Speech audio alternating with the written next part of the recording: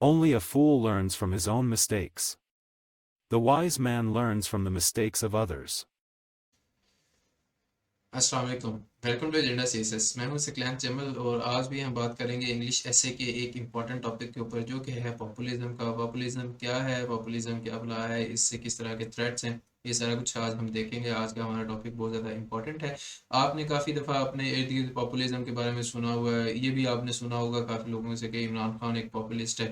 तो इमरान खान कैसा बंदा है, पॉपुलिज्म क्या होती है, ये सारा कुछ आज हम देखेंगे।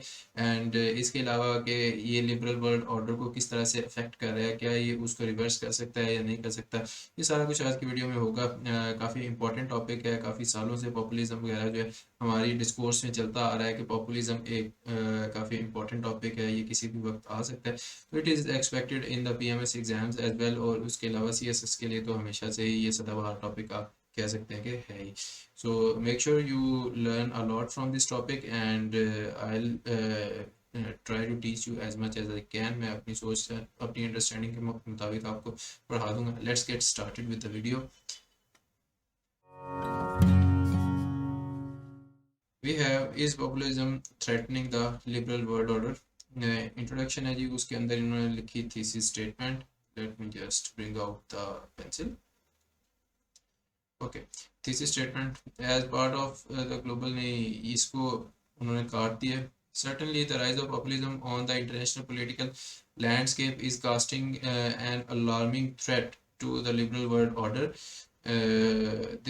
So there is a dire need to curb populism to preserve the liberal world order from being from further deterioration. इसमें जो मैंने करेक्शंस किए हैं वो कुछ इस तरह से हैं कि पॉपुलिज्म जो है ये प्रॉपर नाउन नहीं है, इसको हम स्मॉल के साथ ही लिख सकते हैं। ठीक है जी, अगर प्रॉपर है तो मुझे बता दीजिएगा, मुझे करेक्ट कर दें आप कमेंट्स में, क्योंकि मैंने तो मेरे ख्याल में जब भी पढ़ा है बुक्स में या फिर न्यूज़पेपर्स वगैरह में, तो ये स्मॉल लेटर्स में ही लिखा जाता है।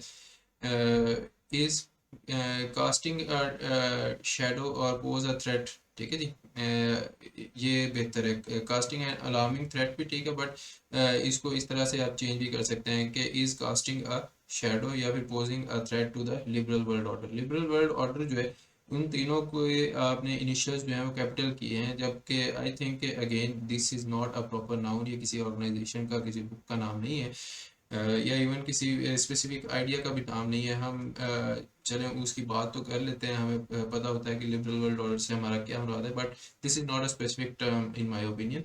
तो इसको भी आप स्मॉल लेटर्स में ही लिखते हैं। आगे सो की बजाय this, thus there is a dire need, ठीक है जी, to curb populism. Populism again small करें, so that the liberal world order can be preserved from further deterioration। ठीक है जी, आगे चलते हैं। We have populism is reinvigorating the spirit of already deteriorating liberal world order। An alternative perspective, एक perspective है, उसके अलावा भी एक perspective ये है कि already लिबरल वर्ल्ड ऑर्डर जो है वो डिटीरियोरेट कर रहा था, तो इसी ट्रेंड को वो बढ़ा रहा है। ठीक है जी, तो the word you wanna use here is not reinvigorating, is aggravating the already deteriorating liberal world order. Aggravate जो है आई थिंक यहाँ पे आ सकता है, सॉरी, चलें, एग्रीवेट। ठीक है जी, स्पेलिंग ठीक नहीं है क्योंकि पेंसिल जो है मस्तियाँ करती रहती है। खैर, आई विल ट्राई कि ठीक हो जाए।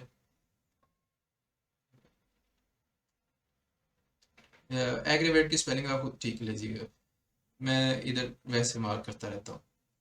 अच्छा जी, the fundamental tenets of liberal world order. Liberal world order के टेनेट्स क्या हैं, उसके मेन प्रिंसिपल क्या हैं। तो अगर आपको पॉपुलिज्म का नहीं पता तो अभी ज़रा एक दफ़ा वीडियो को पॉज कीजिए और पॉपुलिज्म को एक दफ़ा सर्च कर लीजिए कि पॉपुलिज्म है क्या। एक तो डेफिनेशन आप पढ़ेंगे, what is populism, how it is affecting us. ठीक है, तो आपको बखूबी अंदाज़ा हो जाएगा कि वो है क्या और मैं किस तरह से बात कर रहा हूँ, या फिर हम पॉपुलिज्म के बारे में किस तरह से बात करने जाएंगे। ठीक है जी, so I hope you know about populism by now, and the fundamental tenets of liberal world order इसको small रहने दें।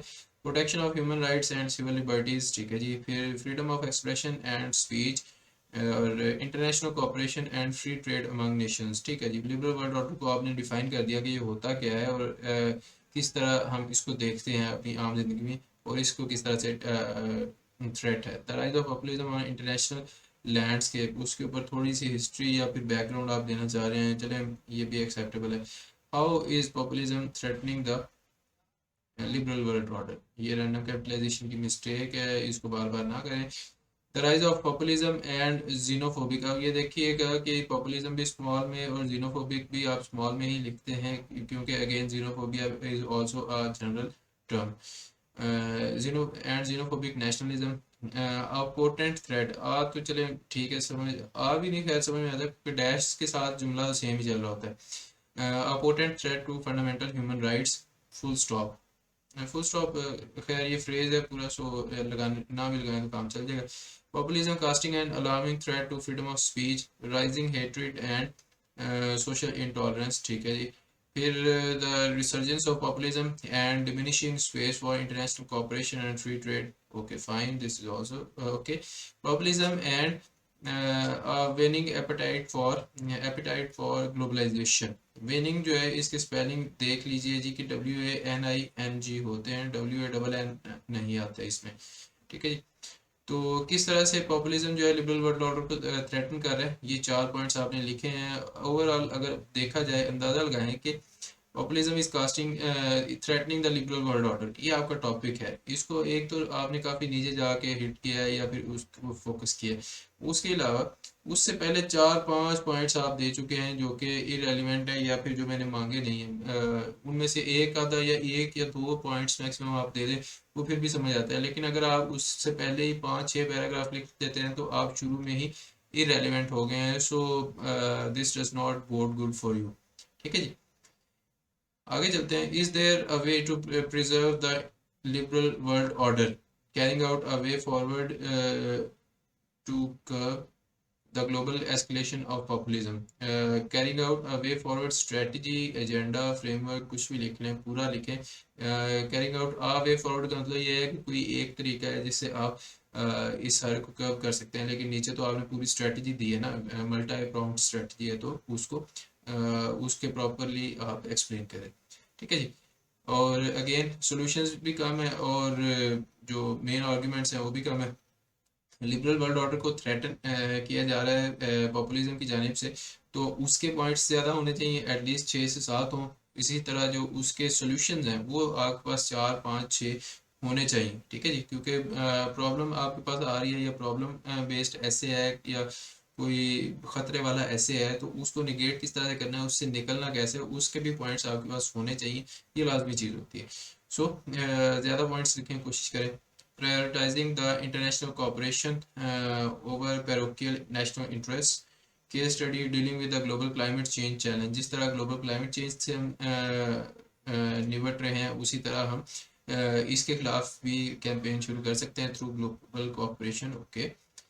Protection of fundamental human rights और under UNDHR United Nations declaration of human rights, उसका हवाला दे दें आप, क्योंकि human rights जो हैं वो हम उसी की बेस पे प्रोटेक्ट करते हैं या फिर उसी की बेस पे उनको देखते हैं। Promoting free trade in the international community, okay जी। तो ये सारे पॉइंट्स ठीक हैं, but then again they are too little to the test, you can से।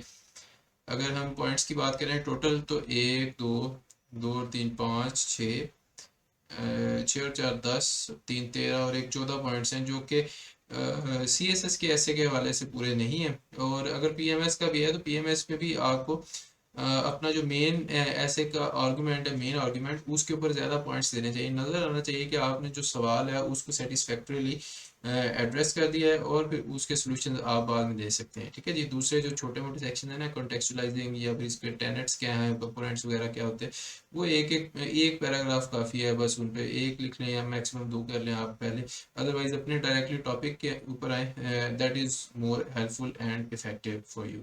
सो आई होप कि इस आउटलाइन से आपको काफ़ी कुछ सीखने को मिला है कि किस तरह से आप ऑल्दो नॉलेज होने के बावजूद आप एस्ट्रे जा सकते हैं कि आप ऐसे ही सेक्शंस बहुत ज़्यादा बनाना शुरू कर दें और उसकी वजह से आपको नुकसान ये होगा कि आपका ऐसे इरेलीवेंट हो जाएगा।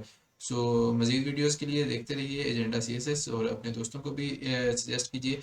मैं आपसे मिलूंगा नेक्स्ट वीडियो में इंशाल्लाह, उसमें हम एक और ऐसे को डिस्कस करेंगे। इसके अलावा I am planning on making more videos on MOD और you can say FASC screening test. उसके लिए जो मैथ्स की तैयारी है, कुछ लोग मुझे कह रहे थे कि एग्जांपल्स इनमें कम है, तो आई ट्राई के जो पास पेपर्स में क्वेश्चन आए हुए हैं वो, या फिर पाक MCQ से या किसी भी और जगह से क्वेश्चन लेके हम उनको सॉल्व करने की कोशिश करें ताकि आपकी बेहतर अंडरस्टैंडिंग हो सके।